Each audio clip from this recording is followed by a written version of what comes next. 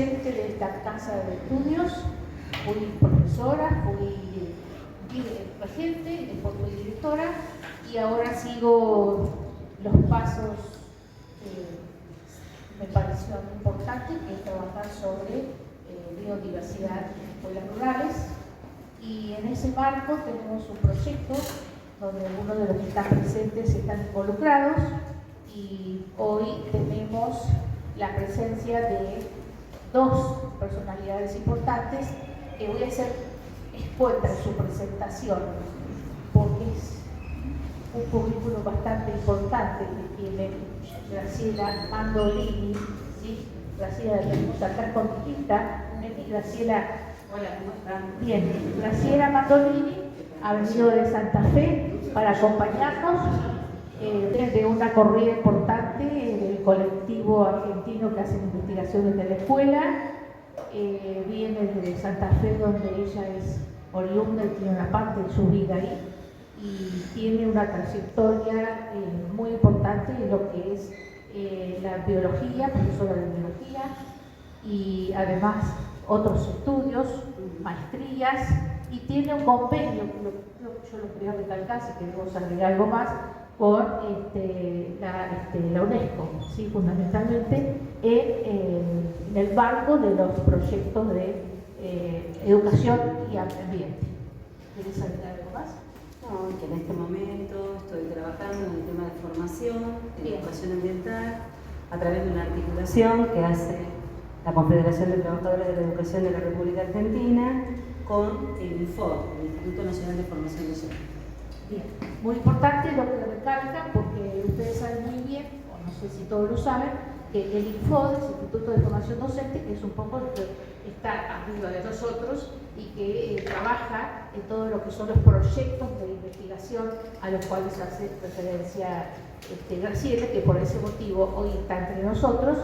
Hemos hecho hoy un día infernal desde la mañana, tempranito salimos, Escuela Agropecuaria, la máxima, que está representante por acá, Escuela de Sierra Chica, la 17, terminamos en Calera Avellaneda con un trabajo muy importante que después, bueno, va a ser de la Universidad del Centro. Lo tenemos acá a Marcelo Sallico, que nos acompañó con su trayectoria también muy importante, creo que todos lo conocen a Marcelo, y tenemos también la presencia de Noemí Milton, porque han sido tantos los países que han recorrido que es impresionante poder mencionar, y en todos ellos dejaron un granito de arena para que trabajar fundamentalmente. Ya que Ana está haciendo mención a Noemí, yo les diría así como síntesis: es el alma mater del colectivo argentino de educadoras y educadores que hacen investigación desde la escuela y la comunidad. O sea, ella motoriza, hay quien la ve, un montón de acciones, actividades a nivel nacional, y bueno, y ahora está organizando un evento para el año que viene. Sí, quería manifestar que el colectivo argentino tuvo una parte presencial que fue en Buenos Aires y movió casi todos los institutos de la provincia de Buenos Aires, no solo los profesores, sino también las cátedras y las escuelas asociadas. Vamos a comenzar. Yo primero quiero hacer una reflexión, y me invito nada más a agradecer la invitación, agradecerle a María y a Ana. Sin ellas yo no estaría aquí porque, bueno, ellas son muy generosas y siempre convalidan y acompañan y propician que todos y todas las compañeros y compañeras que estamos trabajando algunos temas participemos, y digo, bueno, muy generosas porque reconocen y siempre nos dan un lugar para trabajar, y bueno, sinceramente estoy muy agradecida porque potencian el trabajo, acompañan, siguen creciendo ellas, pero hacen crecer a los demás, y eso es muy valioso. Son mujeres muy trabajadoras y muy valientes, y esto reivindica también todos los posicionamientos que tenemos las mujeres en los ámbitos de trabajo, en los ámbitos laborales, y sabemos que la educación el lugar que ocupamos es preponderante, pero también que hay que pelearla, ¿no? Y ellas son un ejemplo de cómo han peleado durante todas sus carreras para consolidar un espacio de trabajo para todos, pero fundamentalmente para todas nosotras, ¿eh? Así que me parece muy valioso. Después, bueno, no es la primera vez que vengo a Olavarría, siempre vine a actividades formativas.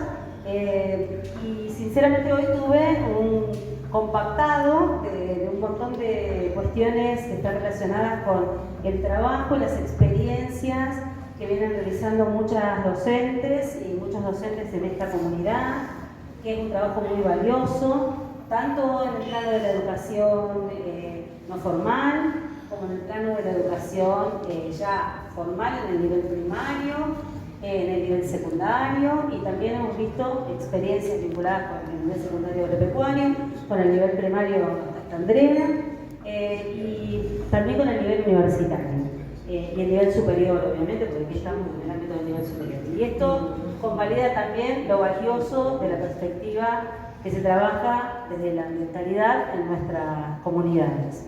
Pero bueno, yo vengo a compartirles una línea de pensamiento relacionada con lo ambiental, una línea de pensamiento que se amasa y se gesta en nuestra América, que nos es propia, que quizá constituye un paradigma respecto del cual muchas veces en la academia ha ocupado un lugar más marginal, aunque en este momento, yo sé que han trabajado en alguna perspectiva la Ley Nacional de Educación Ambiental Integral, y en este momento algunas de las cuestiones que los pensadores ambientales del pensamiento ambiental latinoamericano venían pregonando hace más de 20 años, hoy aparecen en esa Ley Nacional de Educación Ambiental, hoy ya no ocupan un lugar marginal esas palabras.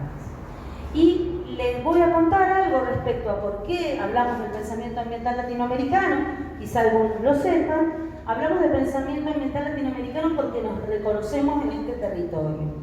Y por ese motivo, en realidad, uno tiene que ir abandonando determinadas expresiones, determinadas palabras. Por eso, a veces uno tiene que hacer, cuando hace educación ambiental, una resignificación epistémica de las palabras. Hablamos de pensamiento ambiental latinoamericano y es muy difícil hablar de americano cuando esa palabra en sí misma lleva implícitas la huella de la invasión colonial. Entonces, hay una palabra que uno empieza a formalmente utilizar y que es la denominación que tenían estas tierras cuando se produce la etapa del encubrimiento, como pensamos algunos, la conquista y el proceso de colonización. Este territorio tenía nombre, se llamaba Abya Yala, y ¿saben lo que significa Abya Yala? Abya Yala significa tierra fecunda, tierra de sangre vital, tierra en plena madurez. Es decir, en la misma acepción, los pobladores de una región, que es a la que supuestamente arriba, nos cuenta la leyenda de Colón, que arriban los españoles, que era la zona donde hoy está Panamá, y la zona de islas próximas, había un grupo, que allí vivía, un grupo étnico, que le daba, llamado Cuná, con K, que le daba esta denominación, porque en la misma denominación iba implícito también la descripción, tierra fecunda. O sea, todo era posible en estos territorios. Lamentablemente no se leyó así, o se leyó de otro modo, o la posibilidad que se construyó en ese momento dio cuenta de la barbarie de aquellos que venían con la espada a conquistar estos territorios. Pero además, cuando hablamos de este territorio, tenemos muchos pensadores que lo nutrieron, lo acrecentaron, lo constituyeron en la época independentista, y por eso nosotros decimos que el primer educador ambiental es nada más y nada menos que Simón Rodríguez, el maestro de Simón Bolívar, y que seguramente lo habrán abordado en el marco del movimiento pedagógico latinoamericano. Simón Rodríguez decía una frase por la cual muchos lo conocemos, y esa frase era: o inventamos o erramos. Y lo que intentaba poner de manifiesto con esa frase era la necesidad de construir en legitimidad lo que somos y lo que hacemos. Por eso, cuando hablamos de educación ambiental, es tan necesario construir desde las voces de los territorios, es decir, desde las voces de los protagonistas. Simón Rodríguez es uno de los pensadores nuestroamericanos. José Martí, que además acuña esta fórmula cuando integra las palabras nuestroamericano, y que hablaba justamente también la opción de las generaciones a las que les tocaba, digamos, publicitar la realidad, porque él hacía una labor periodística, compartir, informar. Esas personas en realidad tenían la llave de la transformación en la medida que pudieran hacerse cargo de la creatividad. O sea, nuestra opción, decía José Martí, nuestra opción es crear, dejar de copiar modelos escritos por otros, en tiempos y lugares remotos, hacerlos carne y darle la posibilidad de hablar a los protagonistas, darle lugar a las voces de los protagonistas. Y además de José Martí, otro pensador ligado a esta particularidad de nuestra Vía Llana es José Carlos Mariátegui, que también sienta las bases del socialismo indoamericano y decía: en América Latina no podemos ser calco y copia, debemos ser creación heroica. Así que, por muchos de estos motivos, el pensamiento ambiental latinoamericano comenzó a configurarse. Y en esta configuración vamos construyendo algunos conceptos. El primero que tenemos que tener en cuenta, y sabemos que la mitad de la biblioteca se nos opone, es que tenemos que comenzar a hablar de ambiente y no de medio ambiente.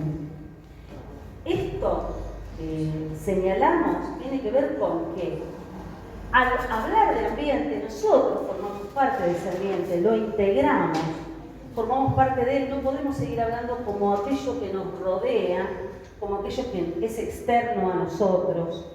Es necesario formular una noción, la de ambiente, que nos integre. Y en ese sentido también el pensamiento ambiental latinoamericano, ¿qué nos va a decir? Y nos va a decir que no es la única noción que tenemos que transformar desde la perspectiva conceptual.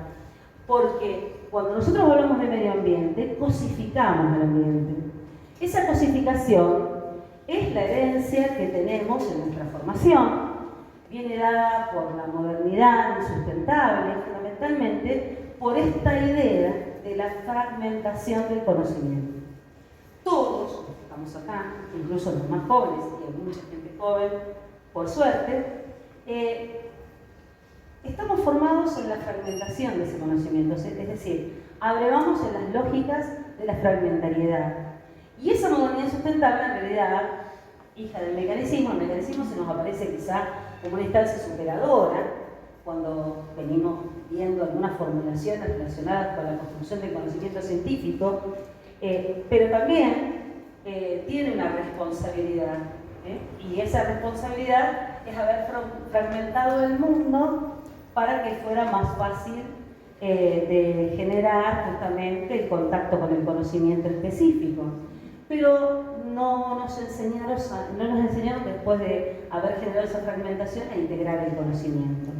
Y yo siempre pongo el ejemplo de un espejo, ¿no? Uno tira un espejo al piso.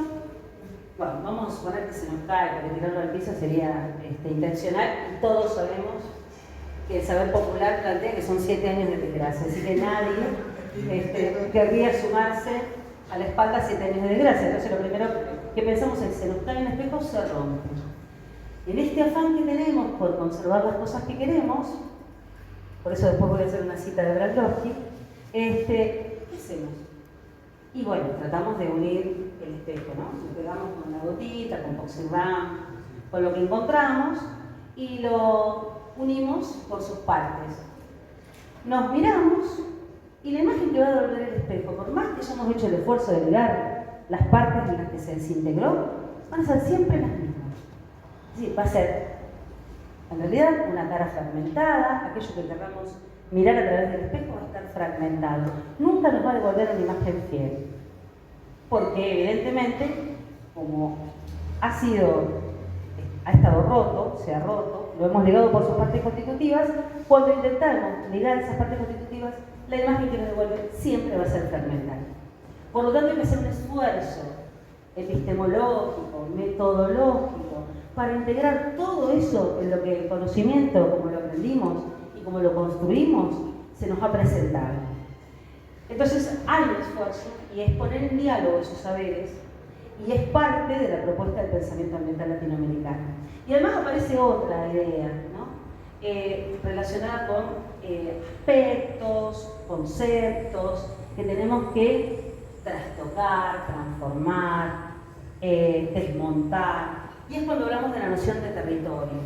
Acá se estudia historia, se estudia profesores de geografía, hay gente que se está formando en esas áreas, hay profesores de biología, bueno, de antropología, de distintas áreas del conocimiento. Y lo fundamental, cuando hablamos de territorio, justamente, es poder reconocer, y así aprendimos y así nos conformaron, las lógicas que plantea las dimensiones espacio-temporal.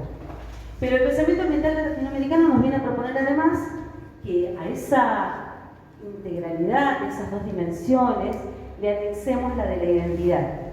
Por lo tanto, otra cuestión del concepto que tenemos que empezar entrañablemente como si fuera una plastilina, ¿no? a modelar, es la idea de las identidades, la importancia que tiene la construcción del territorio en función de la identidad. Pero ahí no queda la cosa nada más. En realidad también, otra de las cuestiones que tenemos que desmontar está relacionada con la posibilidad de pensar, no en términos de recursos naturales, que es algo que también en la mitad de la biblioteca, relacionada con la educación ambiental, se nos presenta, sino empezar a hablar de bienes naturales comunes. Bienes, y acá ustedes me pueden decir, bueno, es un concepto que también está ligado a la economía climatística, pero bienes en el sentido de aquello que uno atesora, que uno quiere y cuida. Naturales porque, bueno, obviamente forman parte de la madre naturaleza, son los derechos de la naturaleza los que se expresan a través de esos bienes naturales comunes. Pero además comunes, no porque son vulgares, no porque son ordinarios, no porque son, ¿cómo? Sí, dale. Porque son del común, y el común es el pueblo, porque son de todos. Este aporte que hace el compañero, ¿sí? Justamente, son compartidos. O sea, acá no hay un dueño, todos, en todo caso, participamos de esa comunidad, y esa comunidad tiene que reconocerse como que también tiene voz y voto respecto a lo que acontece con esos bienes naturales comunes. Entonces es otro concepto más para retrabajar a lo largo de nuestra tarea como educadores y educadoras. Otro concepto que también retrabajamos respecto del cual estuvimos hablando esta mañana con Flavio, con Andrea esta tarde, con Marcelo, con dos Marcelos, con Ana, durante las distintas visitas que hicimos, con Alejandra, tiene que ver con que, en realidad, una de las preocupaciones mayores que hemos tenido que afrontar en los últimos años, sobre todo en los últimos 2 años, ha tenido que ver con la emergencia sanitaria. Y en realidad, cuando hablamos de salud, nosotros acostumbramos a medir la salud en términos de calidad y de calidad de vida y de calidad de consumo. Nos parece que está mejor quien más tiene, nos parece que está mejor en torno a una economía de carácter acumulativo. Y en realidad, bueno, Julio Monsalvo, filósofo, pensador de nuestro tiempo, que lamentablemente también lo perdimos no hace mucho, planteaba la noción de alegría. Él decía, hay que ver cuál es el dosaje de alegría en sangre, para saber si un pueblo, si una comunidad, si una persona está sana. ¿Y cómo se hace eso? Y en virtud de los niveles de bienestar que comparte con su comunidad. A juzgar por lo que dice Julio Monsalvo, estamos en una sociedad donde, no hablo de la barriga en particular, hablo de la sociedad planetaria, donde estamos bastante enfermos. Y bueno, de lo que se trata justamente es de esa cuota vinculada con poder pensar qué es el bienestar y acá recuperar los saberes, creencias y luchas de nuestros pueblos originarios, que nos hablan de un concepto que es el de una sola salud y van a proponer que no puede haber personas sanas en ambientes enfermos. Y todos sabemos, Marcelo recién nos ha ilustrado con algunas imágenes, que a lo largo de nuestra trayectoria en distintos espacios que habitamos, sabemos que nuestro ambiente está en cambio. Por lo tanto, hoy las personas nos enfermamos en estos contextos en los que evidentemente el modelo productivo, el modelo de distribución y el modelo de consumo atentan contra nuestra salud. Entonces también acá de conceptualizar estas ideas para poder pensarnos en clave ambiental, porque en realidad otra de las cuestiones que nos viene a proponer el pensamiento ambiental latinoamericano es que habitamos los tiempos más oscuros en este momento de los que tengamos quizá memoria. No lo digo yo, lo dice un viejito adorable, que no es de nuestra América mestiza, pero que podemos sumarlo a nuestra América mestiza, es Noam Chomsky. Noam Chomsky dice, habitamos los tiempos más oscuros de los que tengamos memoria y además habitamos una crisis climática, una crisis ambiental, una crisis ecológica, una crisis sanitaria, una crisis alimentaria, una crisis social, una crisis económica. Y el pensamiento ambiental latinoamericano, ya en el 2002, cuando se escriben las grafías del Manifiesto por la Vida, nos decía, en realidad lo que habitamos es una crisis de civilización. Habitamos una crisis civilizatoria. Y en virtud de esa crisis civilizatoria es que vemos en escala planetaria la problemática ambiental detonada. Pero además, hoy nos hacemos cargo de que es necesario pensar esas crisis también en el marco de la construcción de movimientos soberanos. Por eso también es tan importante poder hablar de soberanía en torno al tema de la salud.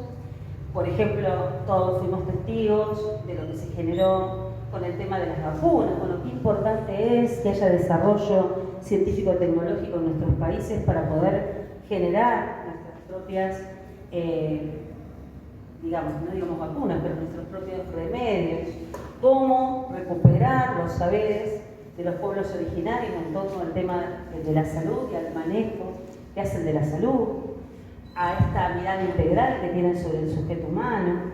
Pero además, cuando piensan en la salud, no piensan en la propia salud, sino también en la salud de las otras especies. Por eso, cuando hablamos en clave de sustentabilidad, un concepto que se usa mucho y se ha ido lavando de contenido, se habla de sustentabilidad en términos netamente económicos o economicistas. Es sustentable aquello que además tiene repercusiones en el plano económico y, bueno, no, es sustentable aquello que nos permite pensar en la promoción de todo lo que tenemos para nosotros, para las generaciones futuras, para los que nos rodean, sin distinciones, y cuando hablamos sin distinciones, están incorporadas todas las especies. Si no medimos la sustentabilidad solamente en términos de los humanos. Otras cuestiones que tenemos que retrabajar cuando hablamos de pensamiento ambiental latinoamericano entonces se vinculan con la idea de la soberanía, es decir, la soberanía alimentaria, otro concepto que nosotros venimos pregonando desde la perspectiva del pensamiento ambiental latinoamericano. ¿Qué es la soberanía alimentaria? Es la capacidad que tienen los pueblos de decidir qué comer, cómo producir lo que comen, cómo distribuir lo que comen, dónde producir alimentos. Por eso también es tan importante en los procesos educativos que generamos poder hacernos cargo y hacernos carne esta idea de la soberanía alimentaria. Entonces, esto, en realidad, la propuesta de este encuentro que nos hacen las compañeras y que se pregona desde el instituto, que cumple 55 años, es poder pensar en clave de taller. Y un taller no es una persona hablando para todos y todas, sino la posibilidad también de hacer circular la palabra. Yo hice esta digresión conceptual nada más que para que vean dónde se posiciona el pensamiento ambiental latinoamericano. Pero a mí me interesa particularmente que cada uno de nosotros podamos ir construyendo saberes, porque eso es lo que legitima el trabajo que realizamos en las instituciones, como estudiantes, como docentes, como directores de un centro, como quienes estamos responsabilizados de un proyecto de instrumentación. Y antes yo mencioné una cosa tangencialmente que les quiero contar lo que es. Yo hablé del Manifiesto por la Vida. El Manifiesto por la Vida es un documento constitutivo de la educación ambiental y del pensamiento ambiental latinoamericano que lo escribieron, denunciando la crisis civilizatoria ya en el 2002, pensadores de nuestra Vía Llana. Pensadores que en realidad tendríamos la posibilidad de conocer y con los cuales tendríamos la posibilidad de interactuar porque han sido maestros de muchos de nosotros, ¿no? Bueno, cuando Marcelo le hacía el homenaje antes a Antonio Laszlo, bueno, es un pensador de nuestra Vía Llana. Carlos Galano, que ha sido un pensador increíble, que es un pensador increíble, porque todavía lo tenemos entre nosotros, Enrique Ler, María Teresa Telles, María Rosa Romero, y cuando hablo de estas personas están dispersas en todo el continente. Y estas personas se sentaron en 2002 a escribir en paralelo a una cumbre de la Tierra que se estaba llevando a cabo, donde estaban los personajes que supuestamente toman decisiones. Había una corte de ministros reunidos pensando sobre qué íbamos a hacer con el planeta, y parece que las ideas que tenían, los resultados están a la vista. Bueno, en ese contexto, estos pensadores en paralelo escribieron el Manifiesto por la Vida y lo presentaron en varias cumbres que se dieron, contracumbres, digamos, para justamente empezar a pensar en clave de la construcción de una ética para la sustentabilidad. Y así fue como se escribió el Manifiesto por la Vida, que tiene muchos principios, algunos de los cuales yo traje para que compartamos en el taller. Y también traje algunas imágenes que tienen que ver con la posibilidad de que elijamos algo con lo que nos identifiquemos.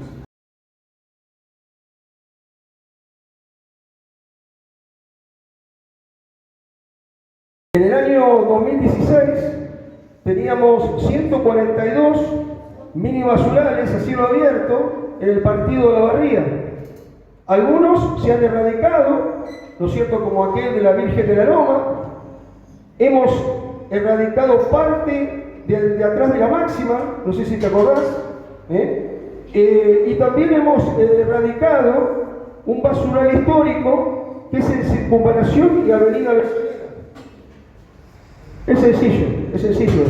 Si no se trabaja en lo que es la conciencia ambiental, estos basurales van a seguir teniéndonos, o sea, con mucha más preocupación, ¿no es cierto? Acá la problemática en sí, estamos hablando de contaminación de la capa freática, inclusive para el lado de Frontera Sur estamos teniendo un grave problema, que hay 2 pozos de agua de la cooperativa que extraen el agua al lado de un basural. ¿Y qué hacemos? No hacemos nada. Y otro de los problemas serios son los pueblos rurales. Pueblos rurales que están quemando la basura donde pueden, en cavas, como en el caso de Recalde, con una gran cantidad de envases de agrotóxicos, ¿no es cierto? Que bueno, por supuesto que no es casualidad la calidad de agua que tenemos en Recalde y Espigas. Aquellos que en algún momento han trabajado en estos 2 pueblos rurales sabrán a qué me refiero. Sabrán a qué me refiero. No solamente arsénico y flúor, sino otro tipo de elementos pesados que hay en el agua. Pero bueno, en fin, para la cooperativa y para lo que es el gobierno municipal, el agua es la mejor agua de la provincia de Buenos Aires.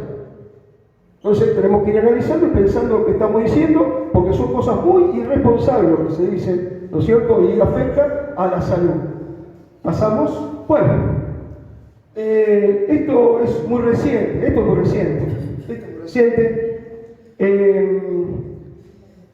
empezamos a trabajar con grupos ambientalistas de Olavarría, y bueno, y tratamos de alguna manera a ver si podíamos erradicar por cuenta nuestra.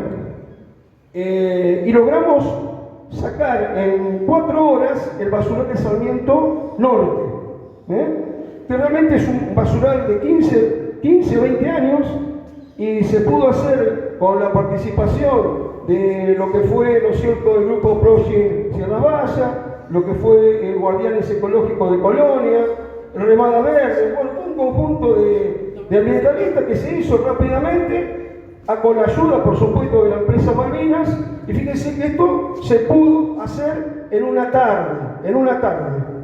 Bueno, y llegamos al Consejo Deliberante, porque habían propuesto por un frente, ¿no es cierto?, por un grupo político, la erradicación de una ordenanza, y bueno, lamentablemente se aprueba por mayoría, pero a los 15 días se veta, o sea que, en definitiva, no hay ningún tipo de intención de erradicarlo. Ya cada vez que los proyectos vienen de otro lado, te lo aprueban, pero después no se ejecutan. Así tenemos un montón de ejemplos. Pasamos a otra. Bueno, acá un poco el tema de los riesgos que justamente tenemos con los mini basurales. Ahora, hace apenas 2 días, el intendente de Torkins, Coronel Suárez, mismo también de Pringles, llegaron a un acuerdo con la provincia para poder erradicar en forma asociativa los mini basurales que tienen esos partidos. Puede ser que en algún momento se pueda trabajar en forma conjunta, ya sea con Tandil, con Azul o con Bolívar, y hacer lo mismo acá en el centro de la provincia de Buenos Aires.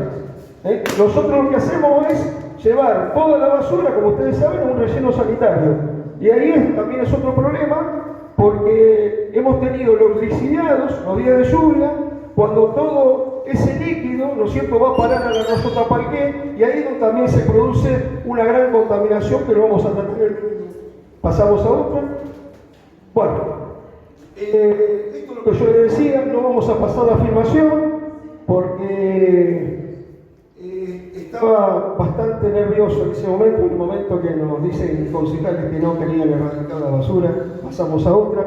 Bueno, y ahora pasamos un poco a la vedette, a lo que creo yo que todos están esperando, que es la contaminación del arroyo Tapalqué, ¿no es cierto? ¿Saben una cosa? Para que tengan claro ustedes, hemos hecho 23 lecciones paseo, o como se llama ahora, visitas educativas, con el Instituto de Formación Docente. Hemos caminado, ¿no es cierto?, de la ruta 226 hasta el Molino Viejo, y hemos justamente comenzado a hacer todo un proceso de análisis de agua a través de laboratorios de Azul, los mismos que sacan agua, los que extraen agua y miden las aguas del arroyo Azul, otra cuenca distinta al arroyo Tapalqué. Y ahí nos estamos encontrando, ¿no es cierto?, con que hicimos 4 mediciones desde el año 2011 hasta el año pasado, y tenemos zonas muy calientes donde el arroyo sí está contaminado, pero el resto de aguas arriba, porque el arroyo Tapalqué tiene un alto grado de autodepuración, no está contaminado. Yo después les voy a pasar los datos, tenemos los análisis, tenemos todo, pero esto se acuerda que viene del gobierno de José Echeverri, cuando en un momento consideró con los estudios de la Universidad de Ingeniería, donde comenzaron a dar aguas mal, de golpe porrazo, ¿no es cierto?, pero en definitiva había una decisión política que no querían tener justamente a los chicos de los barrios periféricos en el centro para bañarse. Hoy el arroyo Tapalqué tiene el agua en muy buenas condiciones para hacer recreaciones acuáticas, pero tenemos que cuidarlo y tenemos que ver por qué es lo que tenemos que hacer. Pero siempre todos los análisis salieron bien, excepto distintos puntos que ahora se los voy a nombrar y lo vamos a hacer muy rápido. Bueno, miren acá. Las 2 primeras fotografías son del Parque Industrial, un zanjón, ¿no es cierto?, de la avenida, no sé si se acuerdan, de la calle La Rioja. Y bueno, todo este color de agua, bastante blancuzco, tiene un gran contenido de sílice y también tiene algunos minerales que no son aptos para actividades recreativas. Todo esto va a parar a la ruta 226 y así va a parar después al arroyo Tapalqué. Fíjense después que tenemos 2 fotografías bien claro del color del agua que tienen, que esto tiene que ver con los desagües pluviales. Hace muy pocos días en Olavarría cayeron 100 milímetros, ¿no es cierto? Que hacía mucho tiempo que no llovía. Bueno, fue impresionante la cantidad de basura que trajo de los desagües pluviales el arroyo Tapanqué. Estuvieron 2 días la gente de Remada Verde sacando toda la basura del arroyo y demostrando que se puede hacer. ¿Qué se hace? Se piden redes que pueden ser de cuero, o pueden ser de plástico, o pueden ser alambrados para contener en las bocas que hay, que son 22, ¿no es cierto? Y de ahí se puede justamente arrancar o demorar la basura y después sacarla. Esto es importante. Hay alternativas para mejorar las condiciones. Vamos a otra. Bueno, esto es una denuncia que hacen los vecinos de la localidad de Tapanqué. Una denuncia muy fuerte donde hay un video donde culpa justamente al municipio y a la cooperativa de electricidad de Olavarría, donde se está contaminando el arroyo, que tiene que ver justamente con la planta depuradora. Es una planta depuradora que está trabajando al 50% y obviamente cuando hay día de lluvia, todos los atmosféricos y parte de todas las aguas negras del desecho local no van a la pasa por la planta depuradora, hacen un paso directo por un bypass y van a parar justamente al arroyo Tapanqué. No es casualidad, chicos, que hoy comentamos en Calera Avellaneda con Juan, donde ellos están haciendo también una recolección y un inventario de los peces que tiene el San Jacinto, que acá en Olavarría saquen carpas de 15 kilos y están los chicos chochos y contentos mostrando las carpas así en las fotografías, ¿no es cierto? Y lo que están comiendo es la excreta que nosotros le estamos tirando. Más allá de lo lixiviado que larga justamente el relleno sanitario sólido urbano que nosotros tenemos allá, ¿no es cierto? Entonces, es lo que están haciendo en Calera Avellaneda es rescatar estas carpas, meterlas en un espacio de cantera para examinar y ver qué está sucediendo, porque ustedes saben muy bien que si no, la carpa está comiendo todo, talarira, bagre, todo lo que encuentra. Y bueno, y eso es lo que estamos teniendo el problema con el arroyo Tapanqué. No así en el arroyo Azul, que es otra situación totalmente distinta, que fuimos, ¿te acordás con vos? Y Flutman era, que estaba en la parte de esa, nos había indicado otro tipo de peces que tenemos en el arroyo Azul, pero con mejor calidad de agua, ¿no es cierto? Bueno, tenemos un Estado municipal ausente, por completo despreocupado de la problemática, escondiendo datos. Bueno, esto de los datos, para nosotros es lamentable. Lo que hay que tener, chicos, siempre es el dato de los análisis que se hacen, mostrarlo. En Azul, cada semana el municipio muestra el estado del arroyo Azul, del laboratorio, 25 de mayo, y lo sacan en el diario El Tiempo, lo sacan por radio. O sea, ¿por qué tenemos que contar los datos acá en Olavarría? ¿Sabe una cosa? Hace 2 años que la Facultad de Ingeniería sacó las muestras, no aparecieron por ningún lado. Tenemos que aparecer nosotros, el Instituto 22, haciendo los análisis en Azul para que aparezcan los datos de que le está dando todos los cada 2 o 3 años que estamos haciendo este muestreo. O sea, una facultad que tendría que estar al servicio de la comunidad de Olavarría. No sé, hay que preguntarse por qué a la parte de ingeniería está escondiendo estos datos. Tomarnos 5 minutos, algo muy cortito, para recordar a una de las personas más importantes del campo de las ciencias ambientales y que ha fallecido hace pocos días.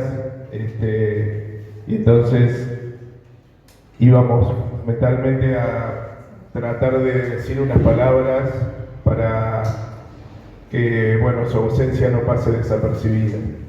En parte, primero por 2 cuestiones, ¿no? Es decir, si bien en todos los procesos de formación donde se relaciona ambiente y sociedad siempre hay algún texto, algún libro, algún material de Antonio Brailovsky. En realidad, Antonio fue mucho más que un escritor y un divulgador de temas ambientales.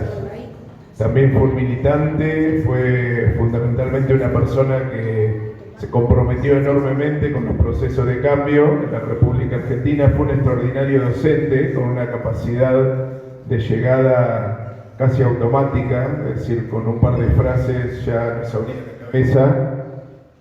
Y además fue también un gran escritor en el sentido de que sus obras literarias fueron premiadas a nivel de Latinoamérica.